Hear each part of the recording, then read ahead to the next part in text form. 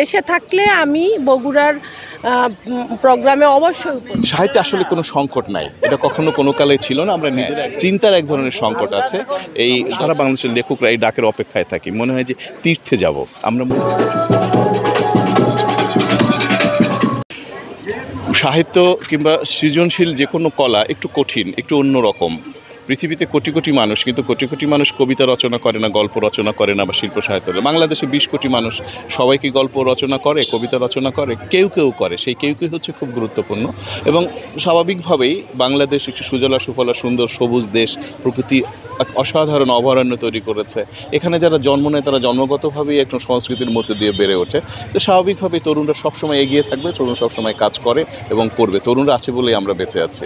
একটু কমেছে, যেটা হচ্ছে টেকনোলজির কারণেই চলেছে, কিন্তু তারা হয়তো বই কম পড়ছে, কিন্তু আমার ধারণা যে তারা টেকনোলজির মধ্য দিয়ে সেই অধীত বিদ্যাটা অর্জন করে নিচ্ছে। নাইলে তো পৃথিবী এখন খুব প্রতিযোগিতাময়। ধর 40 বছর আগে বা 20 বছর আগে যখন টেকনোলজি বা নেট এত কাছে ছিল না, তখন আমরা যে বইগুলি পড়তাম, বিদেশি সাহিত্যগুলো পড়তাম, সেগুলো খুব কঠোর পরিশ্রম করে অনুবাদ করে তা পড়তে হতো। এখন সেটা মিনিটের মধ্যেই আমাদের ফেসবুকে আমরা পেয়ে যাই বা নেটে পেয়ে যাই। কেমন তো হয়তো পরিশ্রম কমেছে, কিন্তু পড়াশোনার আরেকটু দরকার আমাদের সকলের।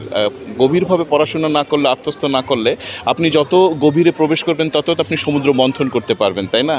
কিন্তু যদি উপরে ভেসে থাকেন তাহলে তো আপনি ওইভাবে উপরটাই দেখলেন, কিন্তু গভীরের যে সৌন্দর্য সেটা তো আর দেখলেন না। তো আমাদের একটু গভীরে প্রবেশ করা দরকার, একটু বেশি পড়াশোনা করা দরকার, ক্লাসিক সাহিত্যগুলো পড়া দরকার, হিস্ট্রি পড়া দরকার, জীবনী গ্রন্থগুলো পড়া দরকার, রাজনীতির পাঠটা নেওয়া দরকার। এবং আমাদের সবচেয়ে যে গুরুত্বপূর্ণ বিষয় 1971 সালের অসাধারণ মুক্তিযুদ্ধ, যার মধ্য দিয়ে বাংলাদেশের অভ্যুদয়, সেই হিস্ট্রিটা বুকের মধ্যে ধারণ করা দরকার। তাহলে আমরা এগিয়ে যেতে পারবো। সাহিত্যে আসলে কোনো সংকট নাই, এটা কখনো কোনো কালে ছিল না। আমরা নিজেরা এক ধরনের সংকট মানসিকভাবে তৈরি করে রাখি। তো আমার কোনো সংকট নেই, কারণ চলমান কি আছে। আমি এখানে বসে কথা বলছি, ঢাকায় কি কোনো গল্পকার কি গল্প লিখছে না? টাঙ্গাইলে কি কোনো গল্পকার গল্প লিখছে না? কিংবা বাংলাদেশের বাইরে কি কোনো গল্পকার কি গল্প লিখছে না? লিখছে, প্রচুর লিখে যাচ্ছে। প্রতি বছর এত গল্প, এত কবিতা, এত প্রবন্ধ মানুষ লিখছে যে সেগুলো ধারণ করা অনেক সময় কঠিন হয়ে পড়ে। সুতরাং কোনো সংকট নেই। হ্যাঁ, চিন্তার এক ধরনের সংকট আছে। এই গত 2 বছর বা 1.5 বছর আগে যে একটা রাজনৈতিক পট পরিবর্তন ঘটছে, পট পরিবর্তনের মধ্য দিয়ে আমাদের 71টাকে ভুলিয়ে দেওয়ার একটা চেষ্টা চলছে। আমি মনে করি এইটা আমাদের জন্য একটি বড় সংকট। সেটা ভুলিয়ে দেওয়ার চেষ্টাটা করা ঠিক হবে না, এবং ভুলে যাওয়াটাও ঠিক হবে না। তার কারণ প্রত্যেকটা মানুষের একটা শিকড় দরকার। আমাদের হচ্ছে শ্রেষ্ঠ শিকড় 71। সেই শিকড়কে ধারণ করে একটি বৃক্ষ বড় হয়ে ওঠে, আসমানে স্পর্শ করে। আমাদের আসমানে স্পর্শ করতে হলে আমাদের 71ই ফিরে যেতে হবে। বিস্ময়কর সুন্দর। এবং আমি এইভাবে বলি, সেটা হচ্ছে যে বগুড়া লেখক চক্র লেখকদের ডাকবে, লেখকদের আমন্ত্রণ জানাবে, এবং আমরা সারা বাংলাদেশের লেখকরা এই ডাকের অপেক্ষায় থাকি। মনে হয় যে তীর্থে যাব। আমরা মূলত বগুড়ায় আসি। এটা একটা প্রাচীন নগর, পুণ্যনগর, এবং প্রাচীন এবং আধুনিকতা মিলে একটা অন্যরকম সৌরভ তৈরি হয়। এবং এখানে অসাধারণ ইলিয়াস, আখতারুজ্জামান ইলিয়াস, শওকত আলী, তো আপনাদের আরেকজন মানুষের কথা আপনাদের মনে রাখা দরকার, আনোয়ার আহমদ। তিনি 2টো পত্রিকা সম্পাদনা করতেন, রূপম আর হচ্ছে কিছুধ্বনি।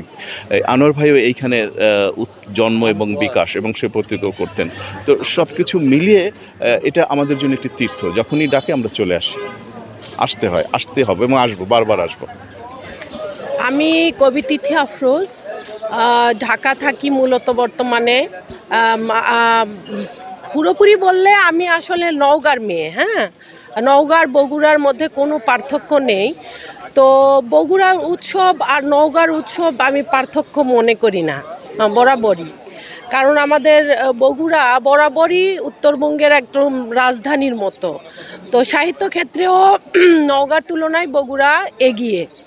তো বগুড়ার সাহিত্য উৎসব বরাবরই আমার জন্য একটা আনন্দের মিলন মেলা। এখানে আমি চেষ্টা করি সব সময় আসার জন্য, যতক্ষণ না পারি।